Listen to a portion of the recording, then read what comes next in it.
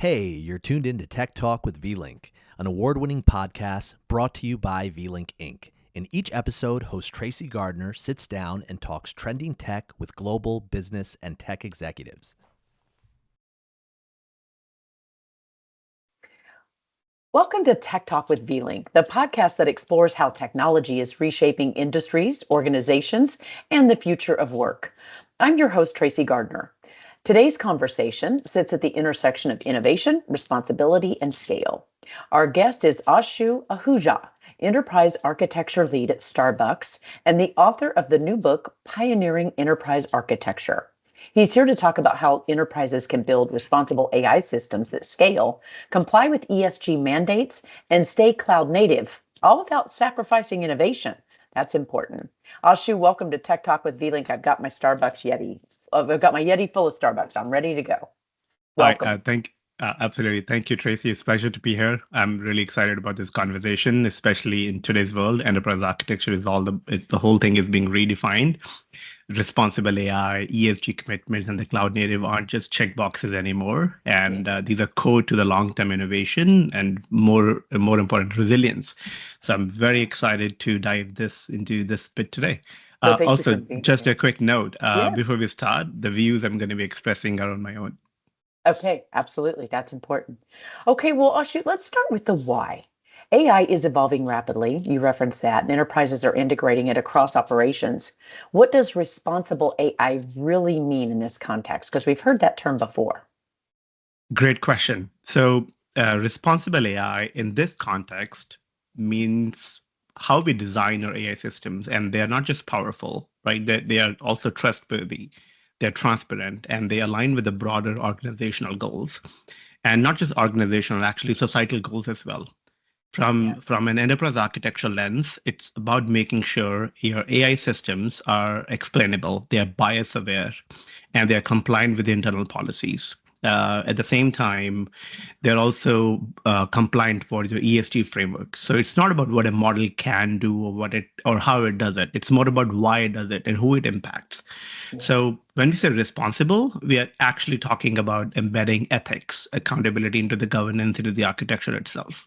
That's right. So, So when you yeah, define responsible AI in practical enterprise terms, is that what you mean? Responsibility, embedding it in?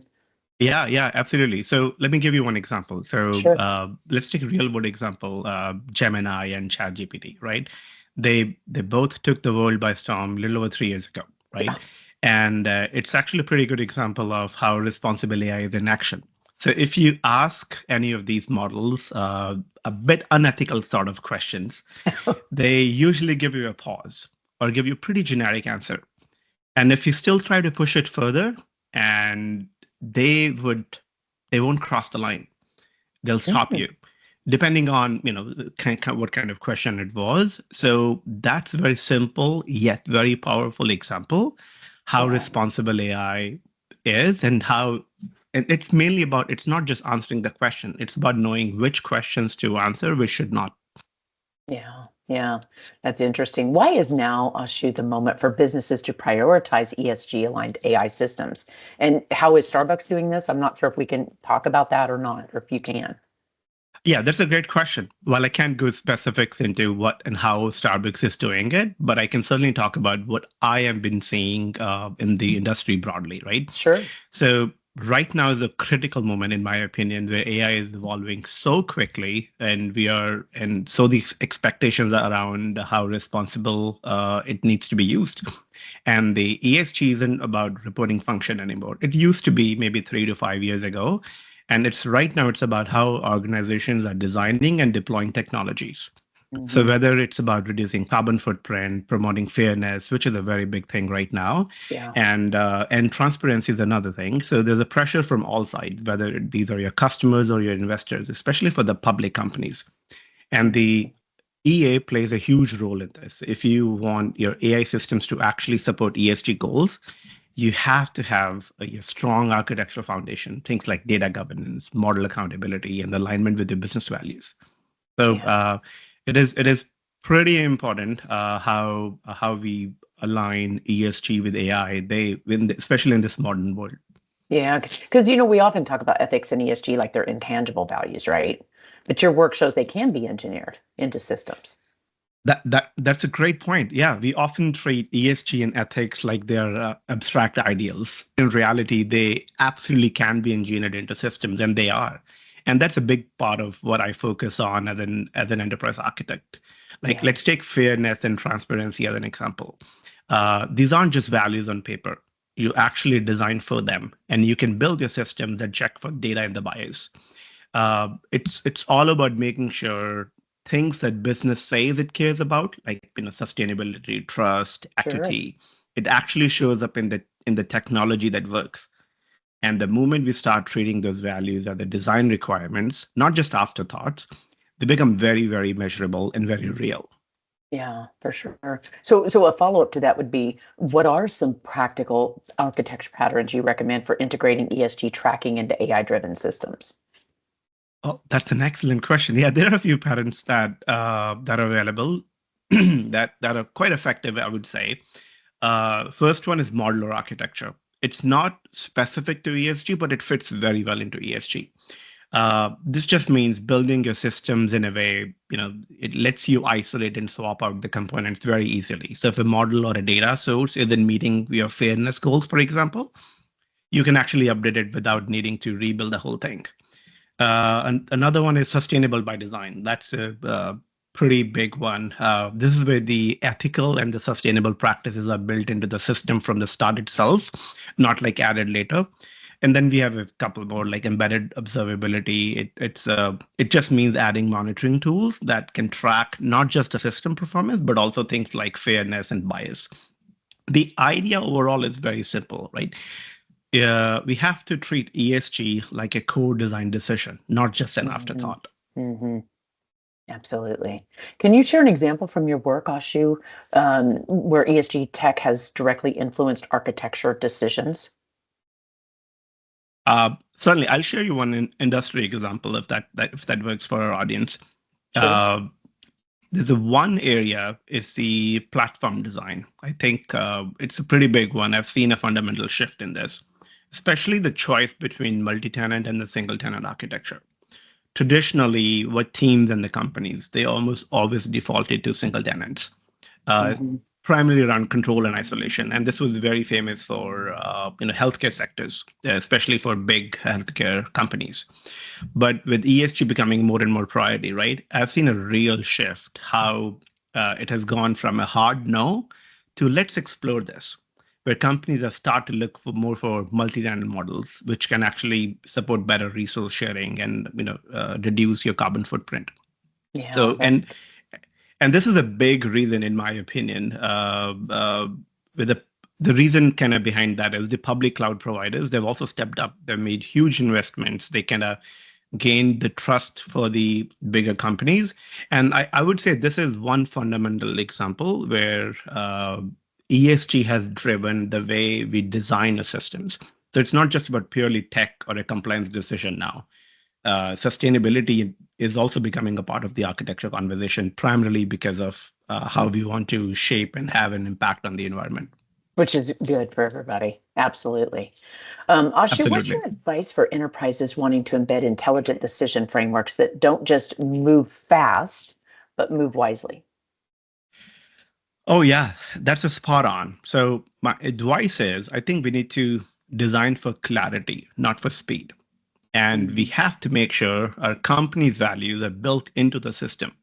Every decision we make, it should be explainable, challengeable, traceable, and there has to have guardrails. And we call it like feedback loops, ethical checkpoints. There's Sure. something called human oversight. It's very commonly referred as the human in loop. So the system doesn't just move fast; it actually moves in the right direction when we scale it. I mean, that's so important. You talk about guardrails. So I think when we started talking about AI 3 years ago, I heard that word 3 years ago, guardrails, I and we know were still talking about it, but it's it still isn't evolving. going anywhere. It It's as and when AI is progressing, it has to go with that. definitely, definitely. So how do you approach cloud native design while keeping AI systems modular, compliant, ethical, that kind of thing? Great question. I think for me, the cloud native and modular they go hand in hand. You can break your systems into smaller, well-defined components like monitoring, model, data pipelines, and so on. Each part can actually evolve and independently, so you can plug in compliance and ethics like where they matter actually. And there are many things that we can use like containers, service meshes, APIs, and they are not just for scale, but actually for control and transparency. That way, when we are building our flexible systems, we are not just building systems that are easier to govern. They're also aligning with the values. So these are the kind of very common practices that are very famous in industry. Pretty much everybody is following. So these are the things that we could do and how we can design our cloud native design systems and keeping AI and ethical compliant. Yeah, absolutely. Within those guardrails. So let's talk about your book real quick. You wrote the book called Pioneering Enterprise Architecture. Tell us a little bit about it, why that was important for you to write it. Absolutely. Yeah. So I wrote this book about rethinking how we design our systems, right, to be more adaptive, responsible, and aligned with the modern business needs.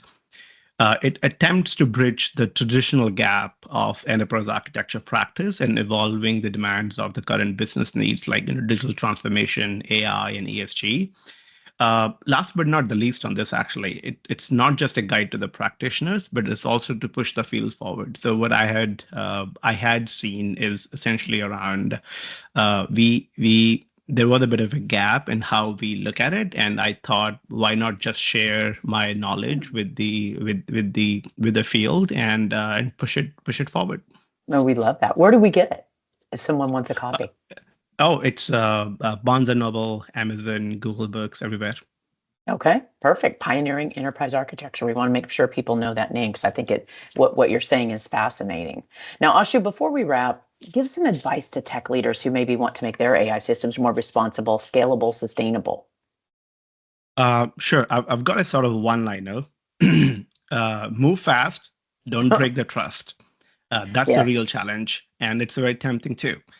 And you cannot just bolt on responsibility later on. It has to start with architecture that's grounded in the values from the day one.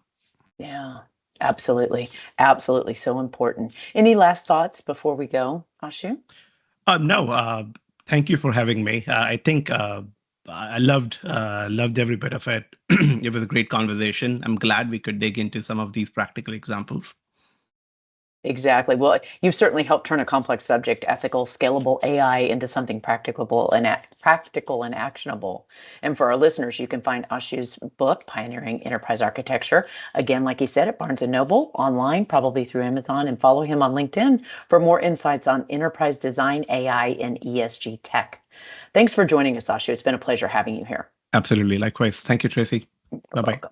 We'll see y'all next time. Bye bye. Thanks for listening to this episode of Tech Talk with VLink by VLink Inc., headquartered in Connecticut. We'll see you in the next one.